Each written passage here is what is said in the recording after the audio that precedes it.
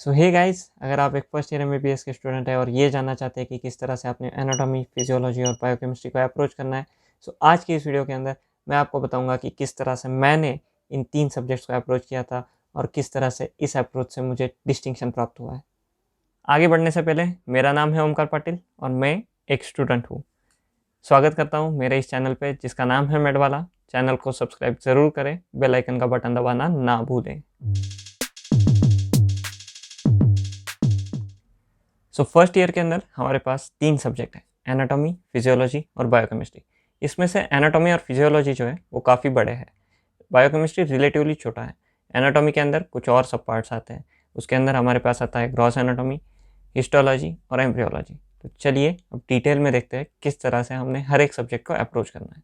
लेकिन उससे पहले क्यों ना हम ये जान लें कि किस तरह से हम चीज़ों को समझते हैं या फिर किस तरह की लर्निंग्स होती है। सो मेनली 4 तरह की लर्निंग्स हम लोग कंसिडर करते हैं।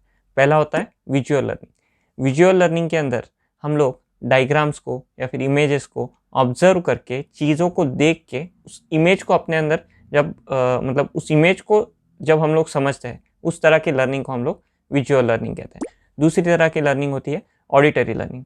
जब हम लोग चीज़ों को बोल के सुनते हैं या फिर किसी चीज़ को सुनते हैं, बार बार सुनने से जब हमें वो चीज़ याद होती है या फिर जब हमें वो चीज़ समझती है, उस तरह की लर्निंग को हम लोग कहते हैं ऑडिटरी लर्निंग।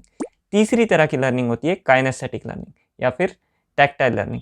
इसके अंदर हम लोग चीज़ों को हाथ लगाकर, छू कर, करके, मतलब बार बार वो प्रैक्टिकली करके हम लोग उसे समझते हैं। इस तरह के लर्निंग को हम लोग काइनेस्थेटिक लर्निंग कहते हैं। फाइनली जिस लर्निंग को हमारी एजुकेशन सिस्टम बहुत ज़्यादा बढ़ावा देती है वो है हमारी reading and writing type of learning, जहाँ पे हम लोग वही चीज़ें लिख लिख के, पढ़ पढ़ के समझते हैं। चलिए देखते हैं अब हम लोग किस तरह से हमारे इन तीनों सब्जेक्ट्स के अंदर इन अलग अलग टाइप्स की लर्निंग का इस्तेमाल करने। पहला सब्जेक्ट है एनाटॉमी। एनाटॉमी के अंदर सबसे पहले हम लोग बात करेंगे ग्रॉस एनाटॉमी की। अब एनाटॉमी जैसे ही नाम आता है तो सबसे पहले समझ लीजिए ये एक विजुअल लर्निंग का सब्जेक्ट है। इसके अंदर बहुत ज़्यादा इंपॉर्टेंट है डायग्राम्स, डायग्राम्स और डायग्राम्स। आपको जितना हो सके डायग्राम्स को प्रैक्टिस करना है, जितना हो सके डायग्राम्स को देखना है, लेबलिंग्स को देखना है, ये समझने की कोशिश करनी है कि डायग्राम्स आपको क्या बताना चाहते हैं। तो ये जो ग्रॉस एनाटॉमी है वो हम लोग 3 जगहों पर पढ़ते हैं, या फिर आप कह सकते हो कि हमें 3 जगहों से इसे पढ़ना है। पहला वाला है जब हमें क्लास में टीचर्स पढ़ा रहे होते हैं। सो जब हमें क्लास में टीचर्स पढ़ा रहे होते हैं, हमें तब सबसे ज़्यादा डायग्राम्स के ऊपर ध्यान देना है। कौन सी डायग्राम्स हमारे टीचर्स दिखा रहे हैं, किस डायग्राम से क्या क्या रिलेशंस बताए जा रहे हैं। डायग्राम्स को देखिए, उनकी लेबलिंग्स को देखिए, उन्हें ड्रॉ करके प्रैक्टिस कीजिए और जनरली ऐसे डायग्राम्स यूज़ कीजिए जिससे आपको कई सारे कंसेप्ट एक साथ ही मतलब याद हो रहे हो। जैसे कि दत्ता बुक के अंदर टीचर्स कभी कभी वो डायग्राम्स यूज़ करते हैं कि आपको कंप्लीट ये जो हमारा एब्डोमेन के डायग्राम्स है वो एक ही डायग्राम के अंदर मिल जाए। अगर ऐसे डायग्राम्स आप लर्न कर लेंगे तो आपको कई सारे आंसर्स एक साथ ही लर्न हो जाएंगे और आपका फ़ायदा हो जाएगा। दूसरी बात, हम लोग एनाटॉमी कब लर्न करते हैं? डाइसेक्शन हॉल के अंदर। हर रोज़ हमें डाइसेक्शन हॉल का पीरियड होता है और आप में से कई सारे ये पीरियड वेस्ट भी करना चाहेंगे, लेकिन प्लीज़ डाइसेक्शन हॉल का टाइम वेस्ट ना करें। रोज़ के 2 घंटे जो आपको डाइसेक्शन हॉल में मिलते हैं उसका पूरी तरह से इस्तेमाल करें। डाइसेक्शन हॉल में जितना हो सके आप एक्टिवली पार्टिसिपेट कीजिए, आप डाइसेक्शन कीजिए, आप ऑर्गन्स को हाथ लगाइए, उन्हें हाथ में लीजिए, उनके बारे में बात कीजिए, उनके बारे में डिस्कस कीजिए। इसके सिवाय आपको डाइसेक्शन हॉल का जो भी वक्त है यूज़ करना ही है। अगर आप डाइसेक्शन नहीं कर रहे, ऑर्गन स्टडी कीजिए। अगर आप ऑर्गन्स भी स्टडी नहीं कर रहे, वहाँ पे भी बैठकर आप एनाटॉमी पढ़ सकते हैं। वो टाइम आप वेस्ट ना करें, वो टाइम बहुत ही अच्छे से यूटिलाइज़ हो सकता है क्योंकि आसपास पढ़ाई का जो एनवायरनमेंट होता है वो निर्माण हो चुका होता है। तो आपको बस अपनी किताब लेनी है, सामने बॉडी रखी हुई है, सामने बोन्स रखे हुए हैं, सामने ऑर्गन्स रखे हुए हैं, सबको लेकर आपको जितना हो सके पढ़ना है। तीसरी बात जहाँ पर हम लोग एनाटॉमी पढ़ेंगे वो है हमारे डिस्कशंस और ग्रुप डिस्कशंस। सो एक चीज़ जो बहुत ज़्यादा इंपॉर्टेंट है मेडिसिन या फिर मैं तो कहता हूँ अभी किसी भी बैचलर डिग्री के अंदर, कि आपको जितना हो सके दूसरों को आपने क्या सीखा है वो समझाना है। क्योंकि अगर आप देखें एनाटॉमी और फिजियोलॉजी इतने बड़े बड़े सब्जेक्ट है कि आपको पूरी तरह से उन्हें बार बार रीड करके रिवाइज करना पॉसिबल नहीं है। So what is the easiest way of revising? आपने जो भी सीखा है पूरी शिद्दत से, पूरे डेडिकेशन से सामने वाले को आप एक्सप्लेन कीजिए। इससे 2 चीज़ें होगी, एक तो आपका रिवीजन पूरी तरह से होगा, सामने वाले को भी कुछ ना कुछ वैल्यू ऐड ऑन होगा, तो अगली बार वो भी आपको अच्छे से एक्सप्लेन करेगा। तो जितना हो सके एक्सप्लेन कीजिए, इससे आपकी रिवीजन 2x 3x में पहुंच जाएगी। रीड कर करके वही चीज़ रिवाइज करना पॉसिबल नहीं है। जितना हो सके आपको एक दूसरे को एक्सप्लेन करना है। तो चलिए इस बात पे मैं मेरी स्टोरी बताता हूँ कि मैंने साल भर कई ऑर्गन्स जितना हो सके सबको मैंने पढ़ाया था, क्योंकि मुझे भी मेरी आंटी ने ये बताया था कि आप जितना हो सके एक्सप्लेन कीजिए हर एक को, उससे आपकी रिवीजन बहुत अच्छे से होगी। तो मैंने साल भर कई सारे ऑर्गन्स कईयों को पढ़ाए थे। मैंने लीवर हो, गाल ब्लैडर हो, कई सारे ऑर्गन्स सबको पढ़ाए थे। सो ये जब भी पेपर के अंदर आते थे मुझे बस डायसेक्शन हॉल के अंदर, अच्छा मैंने ये लीवर इस तरह से पकड़ा था, उसकी ये बाउंड्रीज थी, या फिर आप ले लीजिए मैंने किडनी इस तरह से होल्ड की थी, यहाँ पे वो नॉच दिख रहा था, उस किडनी के ऊपर मैंने इमेजिन किया था उसके प्लेन्स कैसे हो गए, उसके पार्ट्स किस तरह के हो गए, उसके लोब्स कौन से हैं। मैं स्प्लीन बार बार हाथ में पकड़ा था, स्प्लीन के अंदर हमने वो, मतलब जब आप हाथ में ऑर्गन लेते हो और फिर यहाँ पे बोलते हो अच्छा ये है अपनी कोलिक इंप्रेशन, ये है अपनी रीनल इंप्रेशन, इस तरह से जब आप बोलते हो तब आपको ये चीज़ मतलब आपके दिमाग के अंदर वो और अच्छे से इम्प्रिंट हो जाती है। इसी को हम लोग बोलते हैं काइनेस्थेटिक लर्निंग, कि डायसेक्शन हॉल के अंदर या फिर ग्रुप डिस्कशंस के अंदर आप इसको हाथ लगा के बार बार पढ़ रहे हो, आप कुछ ना कुछ प्रैक्टिकल कर रहे हो, और साथ में विजुअल लर्निंग भी साथ दे रही है, क्योंकि आप जब देखते हो और फिर किताब में देखते हो अच्छा ये डायग्राम इस तरह से रिलेट हो रही है, ये जब आप करोगे तब आपकी लर्निंग बहुत अच्छे से होगी और आप ये भूल ही नहीं पाओगे। लेकिन मैंने क्या किया था, वो ब्लैडर जो था, यूरिनरी ब्लैडर, वो इतना ज़्यादा किसी को एक्सप्लेन नहीं किया था। मेरा भी मतलब वो जब डिसेक्शन चल रहा था तब मैं भी छुट्टी के अंदर था, सो मैंने वो इतना ज़्यादा ध्यान नहीं दिया था। तो जब वो पेपर के अंदर आया तो यार मुझे वो कुछ याद ही नहीं आ रहा। सो इसलिए आप जितना ज़्यादा हो सके सबको एक्सप्लेन कीजिए, और जब दूसरा कोई एक्सप्लेन कर रहा हो तो शांति से सुनिए, एक दूसरे के साथ डिस्कशन बहुत ही अच्छे से कीजिए। डायसेक्शन हॉल का समय बिल्कुल भी वेस्ट ना करें, जितना हो सके डायग्राम्स प्रैक्टिस करें, डायसेक्शन हॉल का समय वेस्ट ना करें, जितना हो सके प्रैक्टिकल्स में पार्टिसिपेट कीजिए। तीसरी बात, डिस्कशंस के अंदर एक दूसरे को एक्सप्लेन करने के लिए बहुत ज़्यादा एक्टिवली पार्टिसिपेट करें, इससे आपका रिवीजन बहुत ज़्यादा फास्ट होगा। इसी के अंदर मैं एनाटॉमी के ऊपर मैं आपको एक और स्टोरी बताना चाहूँगा कि इस बार हमारे फाइनल पेपर के अंदर, फाइनल प्रॉप्स के अंदर हमें आया था पोर्टल वेन।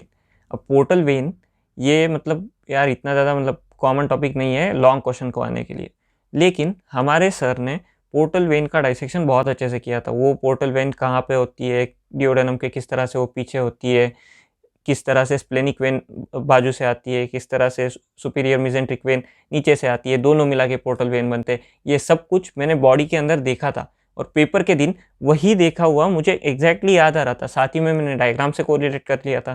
तो इवन दो वो इतना कॉमन क्वेश्चन नहीं था, लेकिन जब वो आया तब मुझे डायसेक्शन का वो सब कुछ और मेरे डायग्राम्स जो मैंने ड्रॉ किए थे और वो जीआईटी की जो कॉमन डायग्राम मैंने लर्न की थी उसके अंदर भी पोर्टल वेन था। सो इन सभी चीज़ों की मदद से मैंने आंसर को बहुत अच्छे से फ्रेम किया और इसने मुझे बहुत ज़्यादा हेल्प किया। सो अब एनाटॉमी के अंदर ही दूसरा पार्ट आता है जो कि है हिस्टोलॉजी। हिस्टोलॉजी के अंदर दो चीज़ें हैं, एक तो है प्रैक्टिकल। सो प्रैक्टिकल के अंदर आपको स्लाइड्स को देखना है, आइडेंटिफाई करना है और कोरिलेट करना है कि क्या क्या इसके मेन फीचर्स है।